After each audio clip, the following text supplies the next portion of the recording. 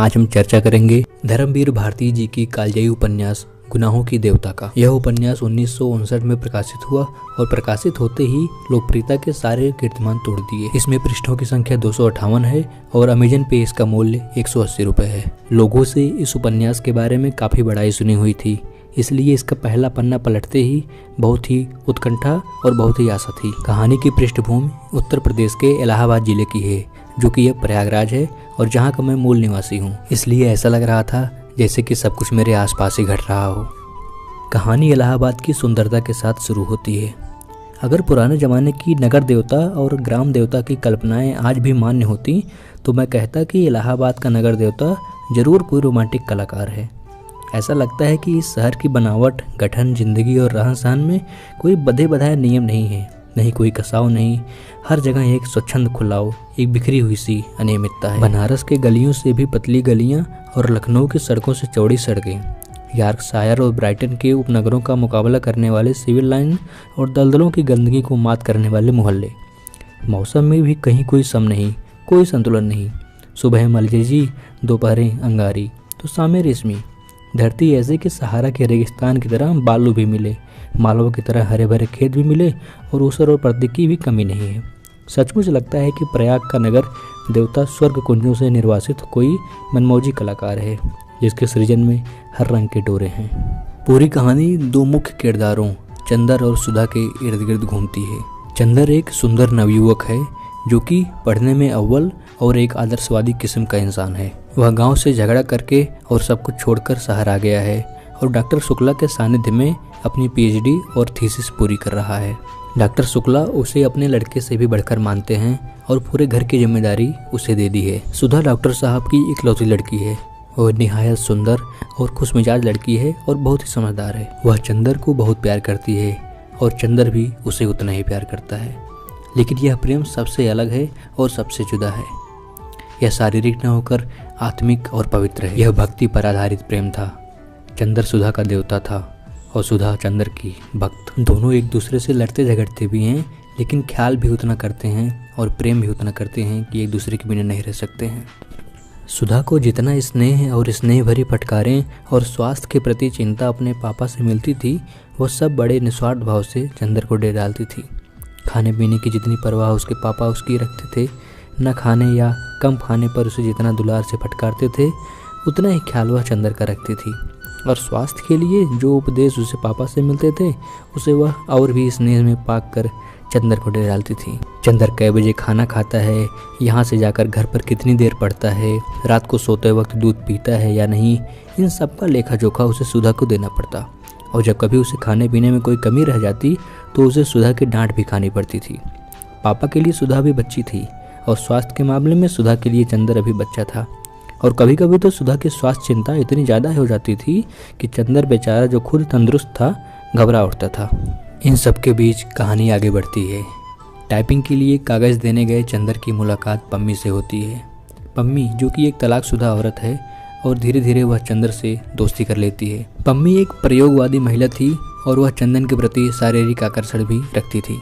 Doctor Shukla के घर उनकी भांजी विनती कुछ दिन के लिए रहने के लिए आ गई। विनती चंदर से बहुत शर्माती है, लेकिन जब सब लोग उसका मजाक उड़ाते हैं तो वह धीरे धीरे खुलने लगती है। जल्द ही विनती की शादी होने वाली है। इसी बीच सुधा के पापा सुधा की शादी की भी चर्चा करते हैं, लेकिन सुधा शादी नहीं करना चाहती। उसे अभी ज़िंदगी में बहुत कुछ करना था। चंदर को जब पता चलता है कि उसकी शादी किसी कैलाश से होने वाली है, वह कैलाश को जानता है जो कि एक बहुत अच्छा इंसान है, तो वह सुधा को शादी के लिए समझाता है। दोनों ही एक दूसरे के बिना नहीं रह सकते थे, लेकिन चंदर के आदर्शवाद और सुधा की चुप्पी ने सब कुछ खत्म कर दिया। जब गेसू ने मुझसे पूछा था कि तुम्हारा दिल कहीं झुका था तो मैंने इनकार कर दिया था। कल पम्मी ने पूछा तुम चंदर को प्यार करती हो तो मैंने इनकार कर दिया था।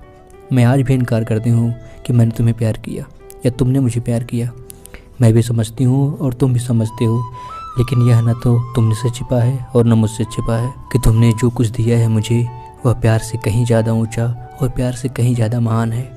मैं ब्याह नहीं करना चाहती थी, मैंने परसों इनकार कर दिया था। इतनी रोई थी, खींची थी, बाद में सोचा कि यह गलत है, यह स्वार्थ है। जब पापा मुझे इतना प्यार करते हैं तो मुझे उनका दिल नहीं दुखाना चाहिए। तुम्हारे सपने को पूरा करने के लिए मुझे अपने को क्या बनाना होगा वह भी मैं समझ गई हूँ। मैं खुश रहूँगी, सबल रहूँगी और सशक्त रहूँगी, और जो रास्ता तुम दिखलाओगे उधर ही चलूँगी। लेकिन एक बात बताओ चंदर, मैंने ब्याह कर लिया और वहाँ सुखी न रह पाई, फिर और उन्हें यह भावना उपासना न दे पाई, तो और फिर तुम्हें दुख नहीं होगा? आखिरकार आदर्शवादी चंदर के कहने पर सुधा शादी के लिए राजी हो गई। यह बहुत कठिन था दोनों के लिए। याद है चंदर, इसी जगह आंचल में छिपाकर नानखटाई लाई थी। आओ आज अपने हाथ से खिला दूं, कल ये हाथ पर आए हो जाएंगे। और सुधा ने एक इमरती तोड़कर चंदर के मुंह में रख दी। चंदर की आंखों में 2 आंसू छलक आए तो सुधा ने अपने हाथ से आंसू पोंछ दिए और बोली, चंदर, घर में कोई खाने का ख्याल रखने वाला नहीं है, खाते पीते जाना, तुम्हें हमारी कसम है। मैं शाहजहाँपुर से लौट कर आऊँगी तो दुबले मत मिलना। चंदर कुछ नहीं बोला। आंसू बहते गए, सुधा खिलाती गई, वह खाता गया। सुधा ने गिलास में पानी दिया, उसने हाथ धोया और जेब से रुमाल निकाल लिया। क्यों, आज आंचल से हाथ नहीं पोंछोगे? सुधा बोली। चंदर ने आंचल हाथ में लिया और पलकों से आंचल दबाकर फूट फूट कर रो पड़ा। छी चंदर, आज तो हम संभल गए हैं, हमने सब स्वीकार कर लिया। चुपचाप, अब तुम कमज़ोर मत बनो। तुमने कहा था मैं शांत रहूं तो शांत हो गई, अब क्यों मुझे भी रुलाओगे? चंदर उठ खड़ा हुआ। सुधा ने एक पान चंदर के मुंह में देकर कत्था उसकी कमीज में लगा दिया। चंदर कुछ नहीं बोला। अरे आज तो लड़ दो चंदर, आज से ख़त्म कर देना। इतने में बिनती तौलिया ले आई। दीदी इन्हें कुछ खिला दो, ये खा नहीं रहे हैं, बिनती ने कहा। खिला दिया, सुधा बोली। देखो चंदर, आज मैं नहीं रहूँगी, लेकिन एक शर्त पर, तुम बराबर मेरे सामने रहना। मंडप में रहोगे ना? हाँ रहूँगा, चंदर ने आंसू पीते हुए कहा। कहीं चले मत जाना, मेरी आखिरी विनती है, सुधा बोली। और फिर सुधा की शादी हो जाती है। आखिरी वक्त तक सुधा चंदर को बार बार निहार रही थी। कई दिनों तक चंदर और बिनती रोते रहे। चंदर तो जैसे बेसुध हो गया था, उसकी दुनिया उजाड़ सी हो गई थी। बिनती ने चंदर को संभालने की कोशिश तो की, लेकिन वह सुधा की जगह कभी न ले पाई। उधर सुधा का भी जीवन एकदम से बदल गया था। हमेशा खुश रहने वाली चंचल सी लड़की अब एकदम से बेसुध पड़ गई थी। वह चाह कर भी अपने पति से प्यार न कर पाई। उसने शरीर तो दे दिया, लेकिन आत्मा हमेशा चंदर के पास रही। सुधा अब बीमार रहने लगी थी, लेकिन वह हमेशा चंदर को खत लिखा करती थी। मेरे भाग्य, मेरी ज़िंदगी का नरक फिर मेरे अंगों में बिधना शुरू हो गया है। तुम कहते हो कि जैसे हो निबाह करना चाहिए। तुम कहते हो कि अगर मैंने उनसे निबाह नहीं किया तो वो तुम्हारे प्यार का अपमान होगा। ठीक है, मैं अपने लिए नहीं तुम्हारे लिए निबाह करूँगी, लेकिन मैं कैसे संभालूँ अपने को? दिल और दिमाग बेबस हो रहे हैं। नफरत से मेरा खून उबला जा रहा है। कभी कभी जब तुम्हारी सूरत सामने होती है तो जैसे अपना सुख दुख भूल जाती हूँ, लेकिन अब तो ज़िंदगी का तूफान जाने कितना तेज होता जा रहा है कि लगता है कि तुम्हें भी खींच कर अलग कर देगा। उधर पम्मी भी मसूरी से लौट आई थी और चंदर को अपना समय देने लगी थी। चंदर और पम्मी अब एक दूसरे से मिला करते थे डेली। उन दोनों के बीच शारीरिक संबंध भी बने, लेकिन चंदर के जीवन का अंतर्द्वंद और आत्मग्लानि उसे खाए जा रही थी। यह बात पम्मी को समझ में आ गई और वह चंदर को छोड़कर चली गई। अब चंदर चिड़चिड़ा हो गया था। उसने सुधा के खतों का जवाब देना भी बंद कर दिया और बिनती से भी झगड़ा कर लिया था। उसे लगने लगा था कि कोई बिना किसी कारण किसी को निश्चल प्रेम नहीं कर सकता। आदर्शवाद का देवता अब गुनाहों का देवता बनने लगा था। सुधा भी अब एकदम से बदल गई थी। जो कभी पूजा पाठ नहीं करती थी, अब वह नित्य पूजा पाठ करने लगी थी। पूरी तरह पतिव्रता बन गई थी, लेकिन वह बस अपने पति को कभी प्यार न कर पाई। वह अब अधिकतर बीमार रहने लगी थी। एक दिन वह किसी काम से अपने मायके आई और चंदर से ढेर सारी बातें की और अपने सारे गिले शिकवे दूर किए। उसने चंदर को बिनती से शादी करने के लिए भी कहा। वह सब कुछ स्वीकार कर चुकी थी। वो उसे ऐसा लग रहा था जैसे अब उसका आखिरी पल आ गया है। सुधा से बात करके चंदर बहुत खुश था, लेकिन फिर सुधा चली गई और चंदर फिर उदास रहने लगा। लेकिन अब चंदर खुश रहना चाहता था, अपने लिए न सही, सुधा के लिए ही। एक दिन अचानक दिल्ली से खत आया और चंदर को तुरंत आने को कहा गया। चंदर भागता हुआ वहाँ पे पहुँचा और वहाँ पर देखा कि सुधा बहुत ज़्यादा बीमार हो गई थी। शायद यह उसकी आखिरी घड़ी थी। सुधा ने बिनती से कहा, रोती क्यों है पगली? मैं मर जाऊँ तो चंदर तो है ही। अब चंदर तुझे कभी नहीं रुलाएंगे, चाहे पूछ लो। इधर आओ चंदर, बैठ जाओ, अपना हाथ मेरे होठों पर रख दो, ऐसे।